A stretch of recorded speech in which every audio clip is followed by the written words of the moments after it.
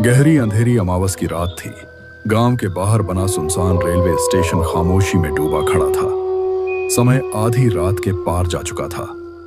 ठंडी हवा खाली प्लेटफॉर्म पर सरसराती हुई गुजर रही थी। दूर तक कोई इंसान दिखाई नहीं दे रहा था। चारों तरफ ऐसा सन्नाटा था जैसे जगह खुद सांस रोके खड़ी हो। स्टेशन के बाहर सिर्फ एक ऑटो खड़ा था। उसके पास खड़ा था मंगल, एक सीधा सादा ऑटो चालक जो अभी कुछ यात्रियों को छोड़कर लौटा था और अब घर जाने की तैयारी कर रहा था। आज तो बड़ी सुनसान रात है, एक भी सवारी नहीं दिख रही। लगता है 8 बजने वाले हैं। अब ज्यादा देर रुकना ठीक नहीं। अमावस की रात है, बेकार यहाँ खड़े रहना सही नहीं होगा। चल मंगल, घर की तरफ निकल लेते हैं। बस रास्ता आराम से कट जाए।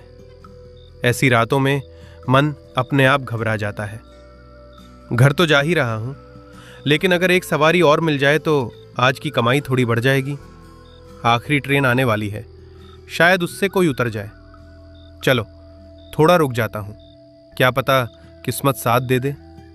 मंगल घर लौटने ही वाला था, लेकिन उसके मन में एक ख्याल अटक गया। क्यों ना आज एक सवारी और मिल जाए तो कमाई कुछ बेहतर हो जाएगी। उसे याद आया कि आखिरी ट्रेन आने वाली है। अगर उससे कोई यात्री मिल गया तो दिन की थकान भी सफल हो जाएगी। तभी दूर कहीं पटरियों की दिशा से हल्की सी सीटी की आवाज हवा में तैरती हुई उसके कानों तक पहुंची। मंगल ने तुरंत सिर उठाकर अंधेरे में देखा। शायद ट्रेन अब आने ही वाली थी। ये रही ट्रेन की सीटी, लगता है आ ही गई। देखते हैं, शायद कोई यात्री मिल ही जाए।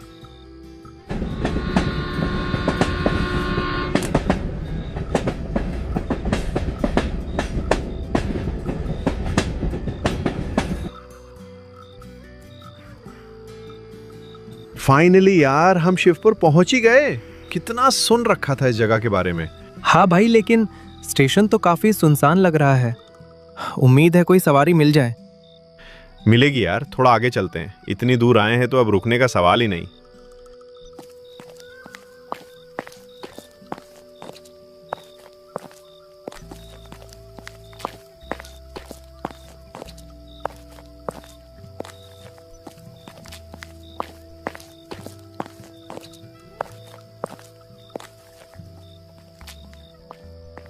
उस समय स्टेशन के बाहर सिर्फ एक ही ऑटो खड़ा था। उसी के पास 2 युवक खड़े थे, रोहित और करण। आइए भैया, सवारी चाहिए क्या? कहां तक जाना है? भैया, इधर आसपास कोई ठहरने की जगह मिलेगी क्या? हम पहली बार आए हैं यहाँ। मिल जाएगी भैया, आप बताइए तो सही कहाँ रुकना है। रात काफी हो चुकी है, देर करना ठीक नहीं। भैया सच बताऊं तो हम यहाँ थोड़ा एडवेंचर के लिए आए हैं। शहर की भागदौड़ से दूर कुछ अलग महसूस करना है। हाँ, शांत गांव देखना है, हरियाली में घूमना है और थोड़ा रोमांच भी चाहिए। जगह तो आपने सही चुनी है। हमारा गांव बहुत शांत है, लेकिन आज अमावस की रात है। ऐसी रातों में यहाँ लोग ज्यादा बाहर नहीं निकलते। अरे भैया, हम डरने वालों में से नहीं हैं।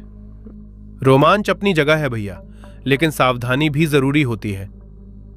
पहले मेरे साथ चलिए, आराम कर लीजिए। सुबह ताजा दिमाग से घूमना। हाँ, पहले रुकने का इंतजाम कर लेते हैं, फिर सुबह देखेंगे। ठीक है भैया, आपकी बात में दम है। बस यही समझदारी है। आइए बैठिए, मैं आपको अपने घर की तरफ ले चलता हूं। दोनों की आंखों में अलग ही उत्साह चमक रहा था, मानो यह देर रात का सफर उनके लिए किसी रोमांच से कम ना हो। लेकिन मंगल का मन उतना बेफिक्र नहीं था। वह चाबी घुमाकर ऑटो स्टार्ट कर चुका था, फिर भी उसके भीतर एक अनजानी बेचैनी उठ रही थी। उसे याद आया कि आज अमावस की रात है और ऐसी रातों को लेकर उसने बचपन से कई अजीब किस्से सुने थे। उसने एक पल आसमान की तरफ देखा। चारों ओर गहरा अंधेरा पसरा था। मन ही मन उसने सोचा, आज ज्यादा देर बाहर रुकना ठीक नहीं। फिर भी सवारियों को बैठाकर उसने ऑटो सड़क पर बढ़ा दिया। इंजन की आवाज सुनसान रास्ते में गूंजने लगी। आगे का रास्ता खाली था। पेड़ों की लंबी परछाइयां सड़क पर अजीब आकार बना रही थीं और मंगल को महसूस हो रहा था कि यह सफर शायद साधारण नहीं है। मंगल भैया, यहाँ आसपास कोई होटल मिल जाएगा क्या? रात भी होने वाली है। नहीं भैया, इस समय तो यहाँ कोई होटल नहीं मिलेगा। आप चिंता मत कीजिए, मेरे घर चलिए। घर बड़ा तो नहीं है, मगर आज की रात आराम से गुजर जाएगी। सच भैया? फिर तो मजा आ जाएगा, गांव का असली माहौल भी देख लेंगे। हाँ, आज आप लोग मेरे मेहमान हैं, लेकिन एक बात ध्यान रखिए, आज अमावस की रात है। ऐसी रातों में यहाँ लोग ज्यादा बाहर नहीं निकलते। क्यों भैया, ऐसा क्या खास है आज की रात में? गांव में मान्यता है कि अमावस की रात में बुरी और ताकतवर शक्तियां बाहर निकलती हैं, इसलिए सावधानी जरूरी होती है। रोमांच अपनी जगह है भैया, लेकिन समझदारी भी जरूरी है। अरे भैया, तब तो और भी मजा आएगा। थोड़ा रोमांच तो चाहिए ही। पहले घर चलिए, रात बाहर बिताने लायक नहीं है। ठीक है भैया, जैसा आप सही समझे। धन्यवाद मंगल भैया, आपने बड़ी मदद कर दी। अरे इसमें धन्यवाद की क्या बात है, बस अब जल्दी घर पहुंच जाए। अमावस की रात में अंधेरा जल्दी गहरा जाता है। रात के 8 बजने वाले थे, तभी रोहित और कर्ण मंगल के घर पहुंच चुके थे। घर के बाहर बैठकर तीनों ने साथ में चाय पी और देर तक आपस में बातें करते रहे। माहौल सामान्य था, लेकिन मंगल के चेहरे पर हल्की सी गंभीरता साफ झलक रही थी। कुछ देर बाद उसने दोनों को समझाते हुए रात की गंभीरता का एहसास कराया। उसकी आवाज में चिंता साफ महसूस हो रही थी, जैसे वह किसी अनहोनी की आशंका को पहले से भांप रहा हो। रोहित, करण, मेरी बात ध्यान से सुनो। आज अमावस की रात है। ऐसी रातों में यहाँ का माहौल बदल जाता है। गांव के लोग मानते हैं कि इस समय बुरी ताकतें ज्यादा सक्रिय हो जाती हैं, इसलिए बेवजह बाहर घूमना ठीक नहीं। अरे मंगल भैया, आप भी ना कैसी कैसी बातें करते हैं, हमें यूं ही मत डराइए। भैया, रास्ते में आपने जिस हवेली का जिक्र किया था वही है ना ये? क्या सच में वो इतनी डरावनी है? गांव से थोड़ा दूर एक पुरानी हवेली है जो अब पूरी तरह जर्जर हो चुकी है। लोग कहते हैं कि वहां कुछ अच्छा नहीं है। रात होते ही वहां से अजीब अजीब आवाजें सुनाई देती हैं। उस हवेली के पास शाम को कोई भी गांव वाला नहीं जाता। सच में क्या लोग इतने डरते हैं उस जगह से? एक बार गांव का एक आदमी जिद में आकर उस हवेली के अंदर चला गया था।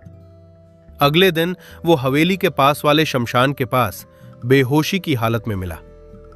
तब से लोग और भी डरने लगे हैं। वहां हमेशा ऐसा लगता है जैसे खौफ का साया मंडरा रहा हो। जो आप बता रहे हैं वो सुनकर थोड़ा अजीब जरूर लग रहा है। अगर सच में वहां ऐसा कुछ हुआ था तो बात सोचने वाली है। खैर, बातें करते करते देर हो रही है। आप लोग चाय खत्म कीजिए, मैं अंदर जाकर खाने का इंतजाम करता हूं।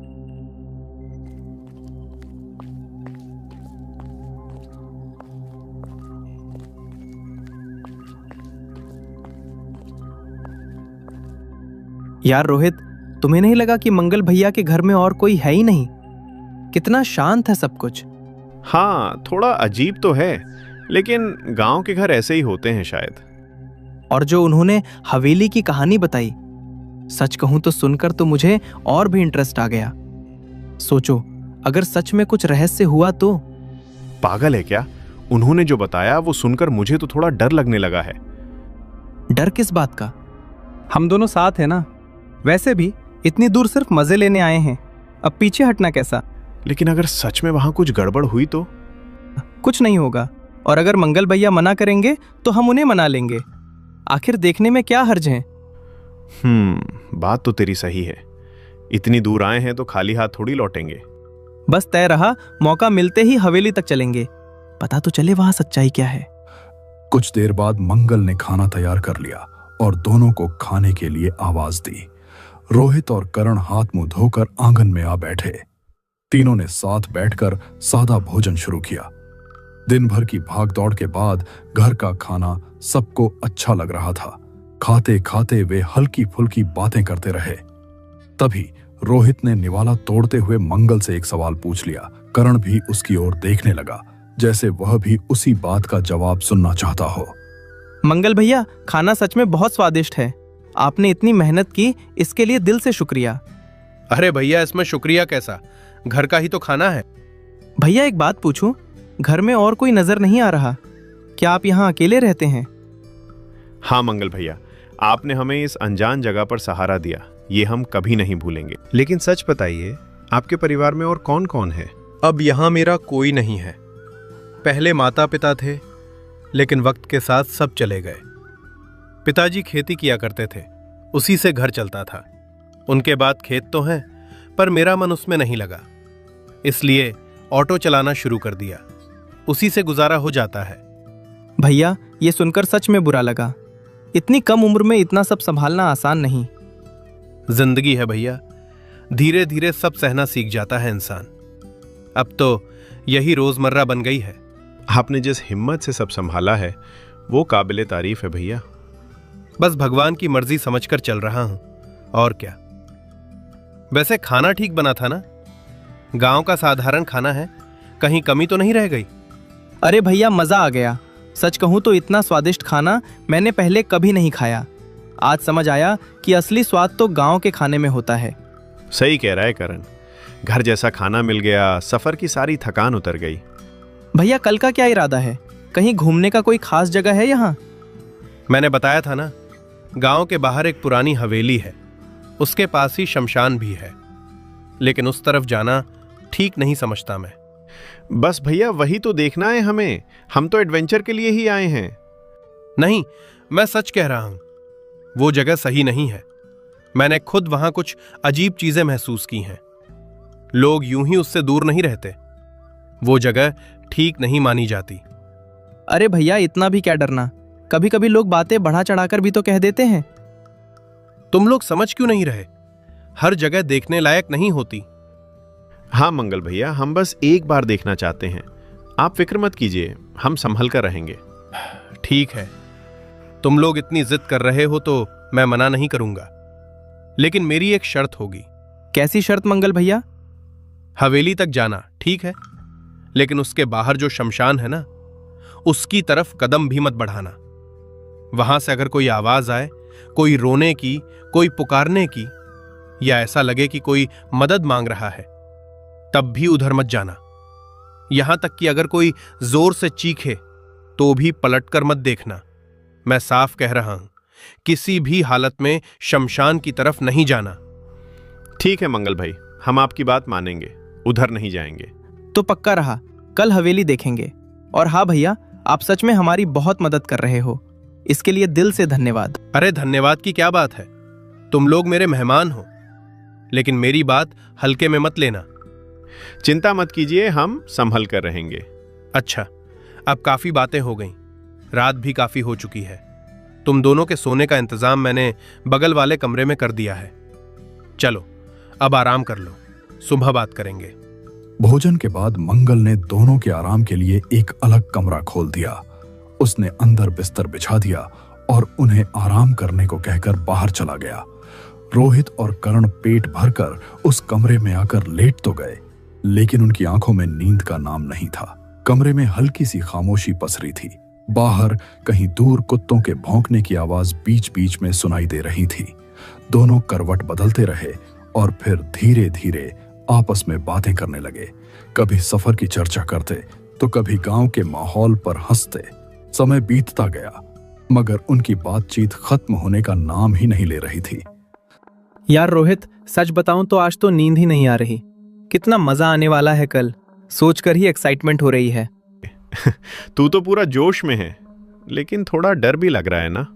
हाँ, थोड़ा सा। पता नहीं क्यों मंगल भैया की बातें याद आ रही हैं, पर फिर भी दिल कह रहा है कि कल कुछ अलग होने वाला है। बस कर यार, तू जितना सोचता है उतना ही दिमाग में घूमता रहेगा। अरे सोचूं भी ना तो क्या करूं? इतनी दूर आए हैं और वो हवेली सच में देखना है मुझे।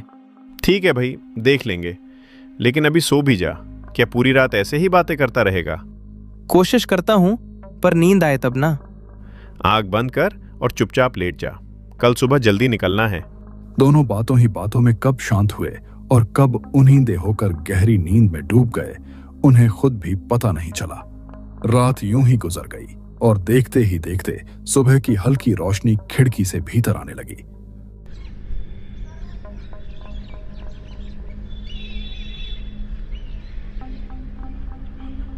सुबह रोहित, करण और मंगल तीनों घर के बाहर बैठकर चाय की चुस्कियां ले रहे थे। ठंडी हवा के साथ उनके बीच आगे की योजना पर चर्चा चल रही थी। सफर में साथ क्या क्या सामान रखना है, किन बातों का ध्यान रखना है और बाकी तैयारियां कैसे पूरी करनी है। बातों और तैयारियों में समय इतनी तेजी से बीता कि किसी को एहसास ही नहीं हुआ। देखते देखते शाम के 4 बज गए।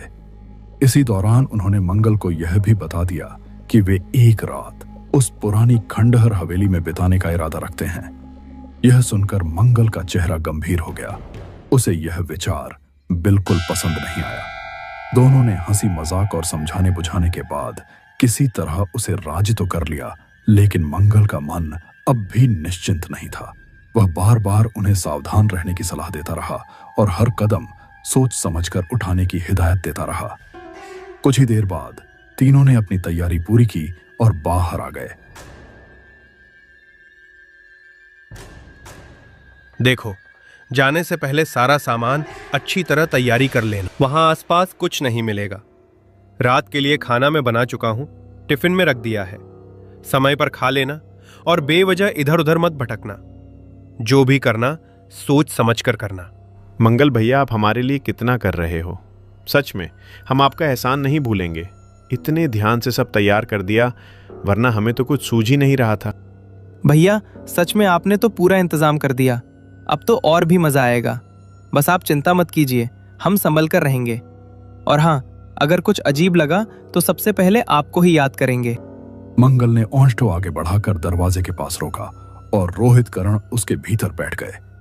सीट पर बैठते ही मंगल ने बिना कुछ कहे इंजन स्टार्ट किया।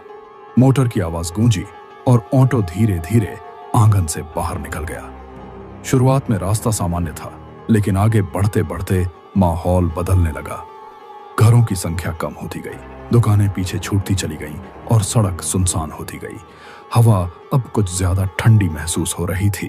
पेड़ों की लंबी छायाएं सड़क पर अजीब ढंग से फैल रही थीं। थोड़ी ही देर में ऑटो उस इलाके में पहुंच गया जहां पुरानी हवेली खड़ी थी। चारों ओर वीरानी पसरी थी और दूर दूर तक कोई हलचल दिखाई नहीं दे रही थी। मंगल ने हवेली से कुछ दूरी पहले ही ऑटो रोक दिया। मंगल भैया, क्या हम हवेली पहुंच गए? अभी नहीं, थोड़ा और आगे जाओ, फिर दाहिने तरफ मुड़ना। वहां तुम्हें शमशान का पुराना सा दरवाजा दिखेगा। बस वहीं से थोड़ा आगे बढ़ोगे तो हवेली नजर आ जाएगी। मतलब अब हम यहीं से आगे पैदल जाएं? हाँ, मैं यहीं तक छोड़ सकता हूं। आगे का रास्ता तुम दोनों को खुद तय करना होगा। याद रखना, जो समझाया है उसे भूलना मत। ठीक है मंगल भाई, हम ध्यान रखेंगे। कल सुबह मैं अपनी ऑटो लेकर इसी जगह आ जाऊंगा। अगर सब ठीक रहा तो यहीं मिलना। ठीक है मंगल भाई, कल यहीं मिलते हैं। चिंता मत कीजिए, हम समय पर वापस आ जाएंगे। ठीक है, संभल कर जाना। वहां खड़े होकर उसने उन्हें सावधानी से रहने की हिदायत दी और फिर वापस अपने घर की ओर लौट गया। रास्ता पूरी तरह सुनसान था। दोनों ओर घना जंगल फैला हुआ था और रात का अंधेरा धीरे धीरे और गहरा होता जा रहा था। हवा में ठंडक घुली हुई थी। पेड़ों के बीच से अजीब सी पक्षियों की आवाजें आ रही थीं, जो वातावरण को और भी रहस्यमय बना रही थीं। धीरे धीरे मंगल का ऑटो दूर जाता हुआ आंखों से ओझल हो गया। अब उस वीराने में केवल रोहित और करण ही रह गए थे। दोनों ने अपने बैग उठाए और आगे बढ़ने लगे। सुनसान पगडंडी पर उनके कदमों की आहट साफ सुनाई दे रही थी।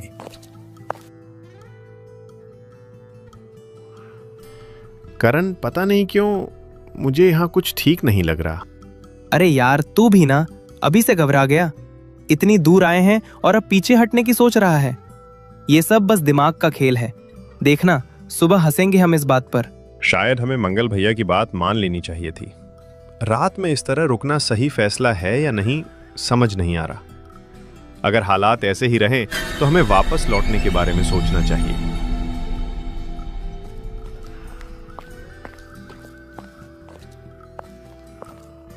बातों में चलते चलते उन्हें एहसास ही नहीं हुआ कि कब वे उस पुरानी हवेली के बिल्कुल करीब आ पहुंचे। सन्नाटा ही तो मजा है। एडवेंचर ऐसा ही होता है। डर लगे तभी तो असली रोमांच मिलता है। मजाक मत कर, माहौल देख। खाली हवेली, सन्नाटा, कुछ तो अजीब है। सामने खड़ी वह इमारत अंधेरे में और भी विशाल और रहस्यमय लग रही थी। सबसे अजीब बात यह थी कि हवेली का मुख्य फाटक पहले से खुला हुआ था, जैसे किसी ने जानबूझकर उसे अध खुला छोड़ रखा हो। क्षण भर के लिए दोनों ठिठके, फिर हिम्मत जुटाकर भीतर कदम रख दिया। अंदर का आंगन सूना पड़ा था। नीचे के कमरे झरझर हालत में थे। दीवारों का पलस्तर झड़ चुका था, खिड़कियां टूटी हुई थीं और हर तरफ धूल जमी थी।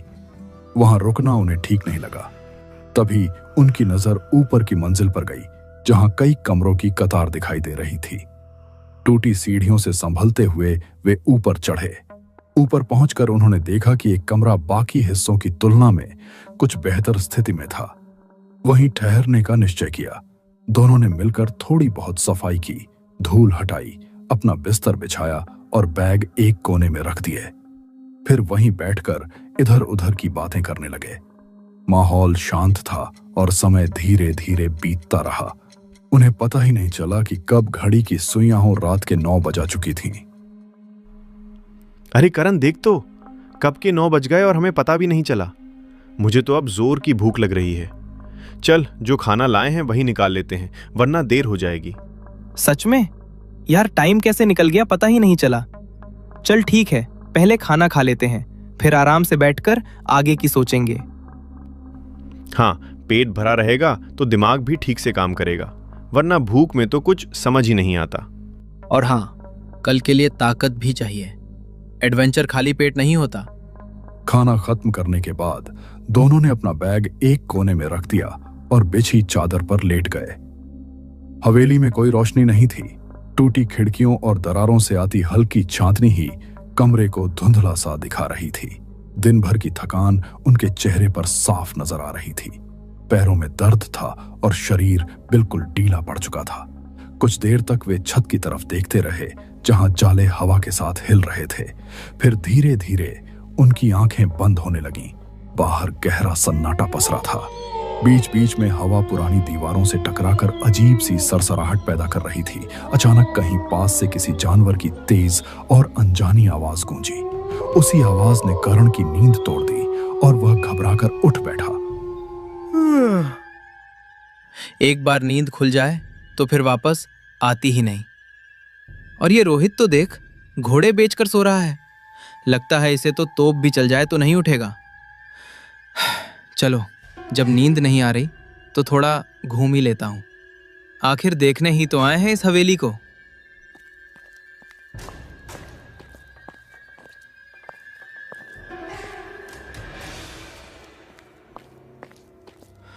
उफ, यहां बाहर तो और भी अजीब लग रहा है।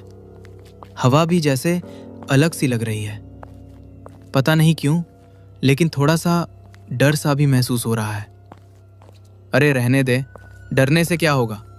इतनी दूर आए हैं तो खाली कमरे में बैठे रहने से अच्छा है थोड़ा इधर उधर देख लिया जाए। रोहित तो वैसे भी गहरी नींद में है।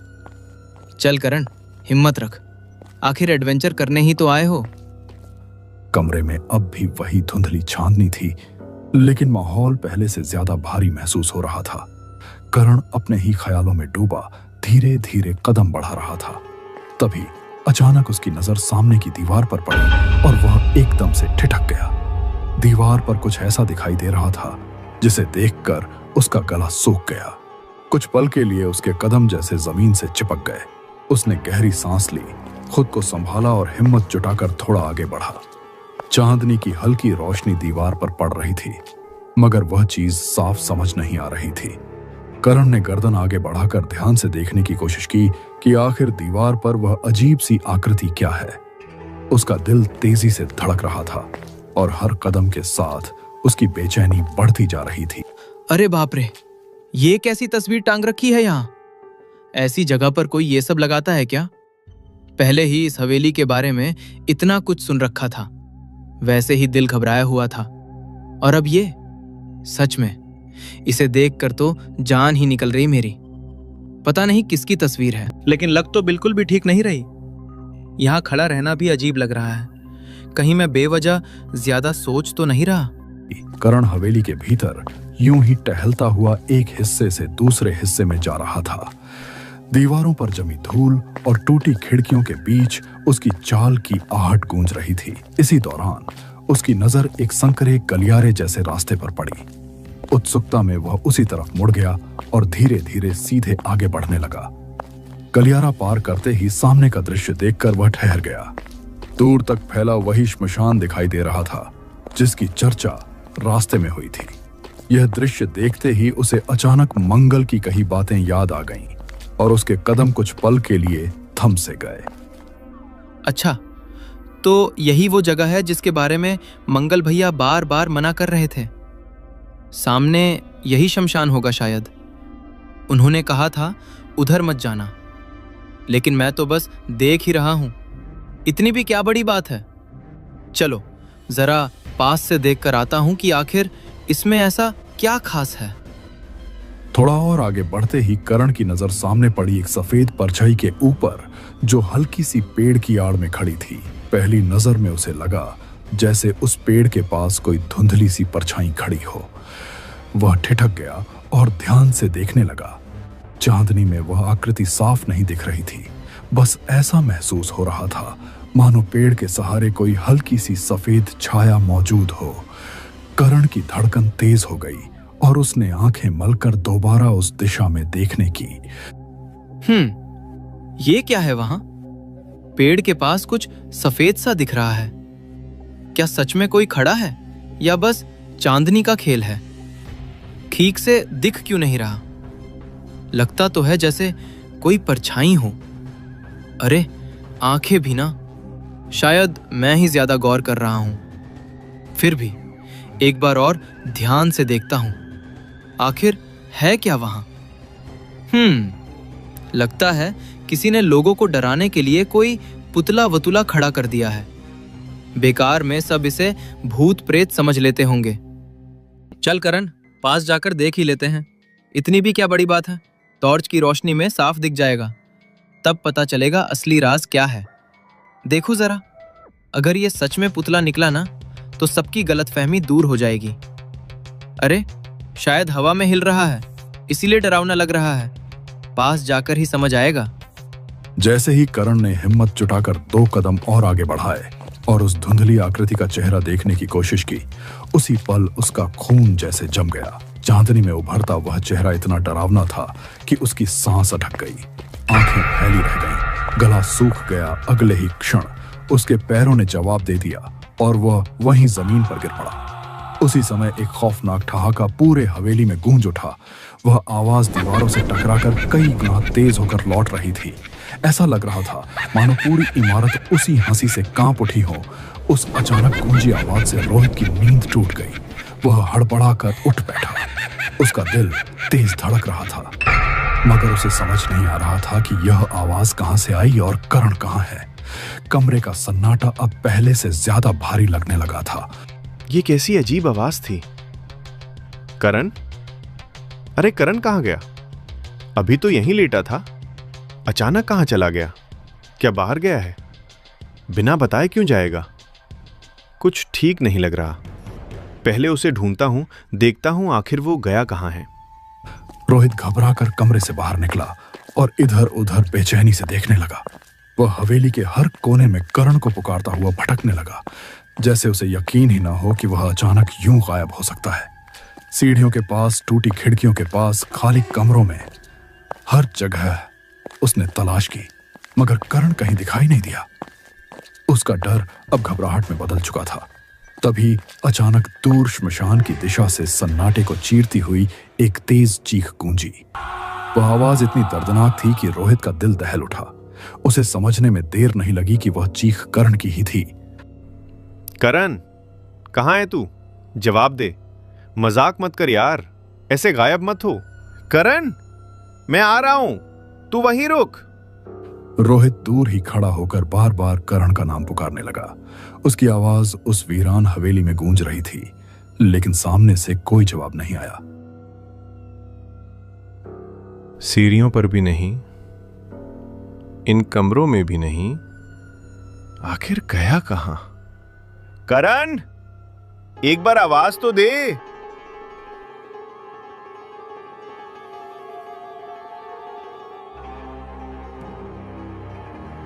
उसने फिर जोर से आवाज लगाई। उम्मीद थी कि करण उठकर कुछ कहेगा, मगर करण बिल्कुल स्थिर पड़ा रहा। न कोई हरकत, न कोई प्रतिक्रिया। अब रोहित की घबराहट बढ़ने लगी। उसके दिल में साफ साफ डर उतर गया था। उसे महसूस होने लगा कि इस जगह पर सब कुछ सामान्य नहीं है, यहां जरूर कुछ गड़बड़ है।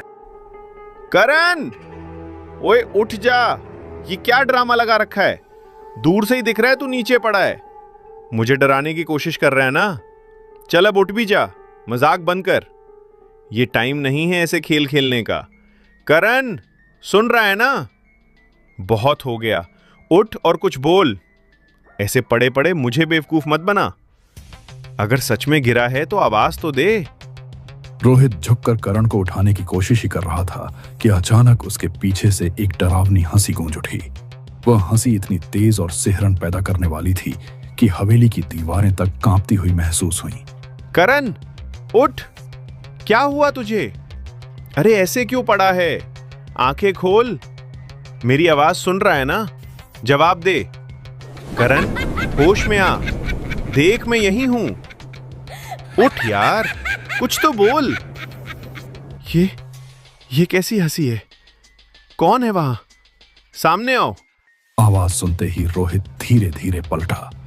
जैसे ही उसकी नजर पीछे पड़ी, उसका चेहरा सख्त पड़ गया।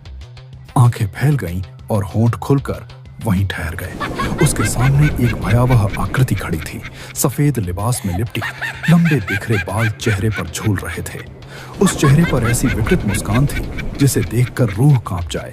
चांदनी की फीकी रोशनी में वह परछाई और भी खौफनाक लग रही थी। यह दृश्य देखते ही रोहित के शरीर से जैसे सारी ताकत निकल गई। उसके हाथ कांपने लगे, पैर सुन्न हो गए। अगले ही पल उसकी आंखों के आगे अंधेरा छा गया और वह वहीं जमीन पर धड़ाम से गिर पड़ा। अगली सुबह सूरज निकलने के कुछ समय बाद मंगल अपना ऑटो लेकर उसी जगह आकर रुक गया जहां पिछली रात उसने रोहित और करण को उतारा था। सड़क अभी भी आधी सुनसान थी। हल्की धूप पेड़ों के बीच से छनकर जमीन पर पड़ रही थी। मंगल ओयंटो के सहारे खड़ा होकर बार बार उस दिशा में देखने लगा जिधर से दोनों को वापस आना था। उसके चेहरे पर चिंता साफ दिखाई दे रही थी। रात की बात उसे चैन से सोने नहीं दे पाई थी। वह कभी घड़ी देखता, कभी हवेली की तरफ नजर दौड़ाता। समय बीत रहा था, लेकिन रोहित और करण का कहीं कोई पता नहीं था। इंतजार अब बेचैनी में बदलने लगा था। यही वक्त तय हुआ था।